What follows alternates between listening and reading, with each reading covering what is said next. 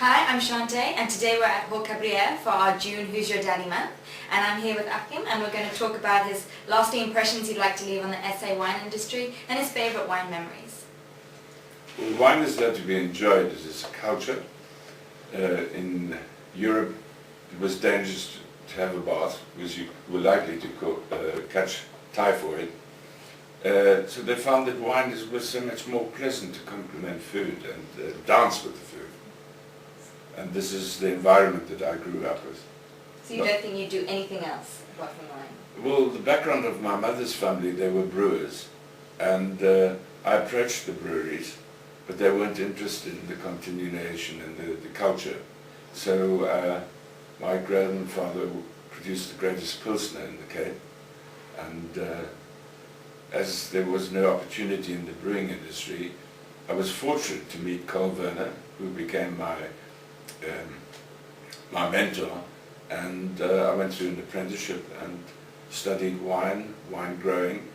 I detest being called a winemaker because you don't make wine, you don't make grapes, you grow it. And I want people to realize that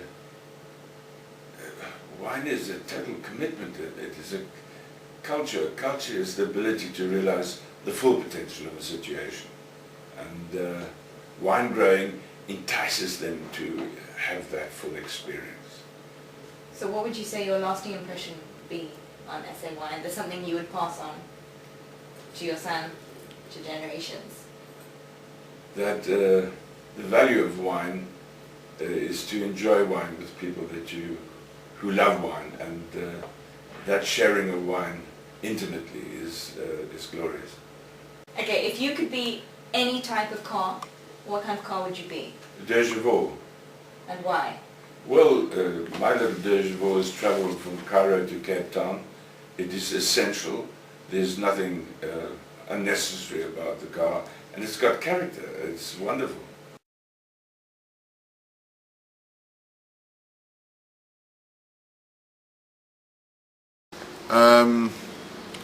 What I've strived to is to make sure that my father, who's essentially the artist, gets the right ingredients to create a magnificent painting, and we're enjoying that. Yes, he's been extremely hard on me, but the great thing is it's been a step-by-step process, and through that I've actually learned more of what he actually needs to create this magic. You can't paint a painting if you haven't got brushes and oil and the inspiration. And you know, the other day we were talking 2013 with Chardonnay Pinot Noir, and going down to that milliliter of Pinot Noir or an extra milliliter of Chardonnay, and we do sometimes disagree, and we're approaching this big moment. I always say it's like a birth of a child, or it's like opening a present. And we had this. It's a surprise. It's a surprise, but we were both very nervous. And he said, "Look, we've got these opinions about what." But then I said, "Dad, let the wine tell the truth." And I think we've discovered and created. In vino veritas. I mean, the Romans. I'd like to speak or be able to study Latin, because Latin expressed it. It was the language of the military, you know, to express something accurately. In vino veritas. Like Hildegard the Great wrote, wine initiates us with the mysteries of wine initiates us with the volcanic mysteries of the soil. And its mineral riches. Yeah. I mean, beautiful. Latin is beautiful.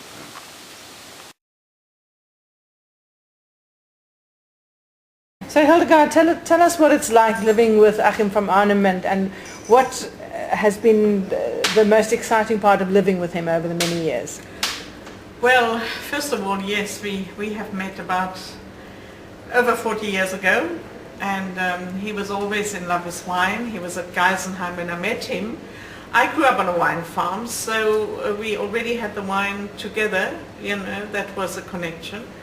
The most exciting thing was the way he always saw that things were possible, being courageous, being adventurous, buying Cabrière, when Franschhoek was still a very quiet village, not much happening here when we discovered Franschhoek in about 1980.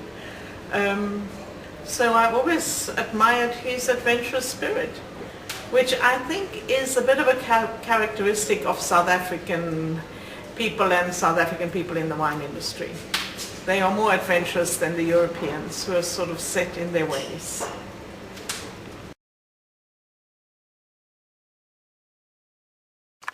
We're here with Dame Bailey and we're honouring Achim von Arnim.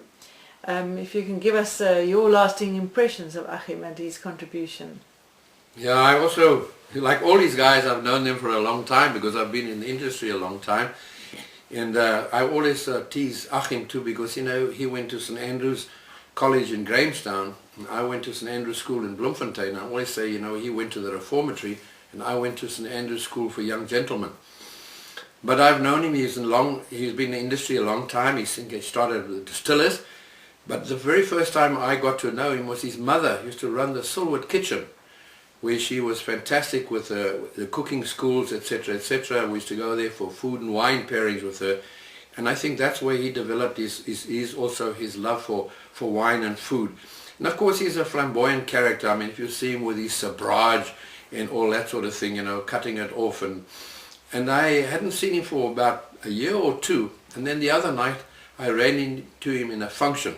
And there he was again with his red corduroy trousers and a blue shirt and some other funny thing like that, you know, but he's really a character and always a lovely sense of humor for Achim. I think he's done a lot, especially for sparkling wine in our country. He's one of the pioneers as far as the method Cape Classique is concerned.